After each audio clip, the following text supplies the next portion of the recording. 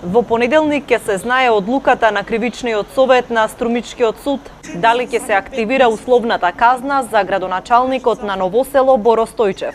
Според информациите од судот, Кривичниот совет заседавал по барање на Струмичкото јавно обвинителство, но одлуката ќе се соопшти на почетокот од следната работна недела. Станува збор за кривично дело проневера во службата од 2010 година, за кое Стојчев бил осуден во 2015 со условна казна од 4 години, односно затворска казна од 2 години доколку го повтори делото. Боро Стојчев летово во јули беше уапсен во обид за шверц на цигари преку македонско-бугарската граница, заедно со сопругата, синот и внукот. Основниот суд во Струмица го осуди на 18 месеци затворска казна, но со одлука на штипска апелација казната му е намалена на 6 месеци. Доколку Кривичниот совет одлучи да му се активира условната казна во Ново село, ќе треба да се одржат нови локални избори.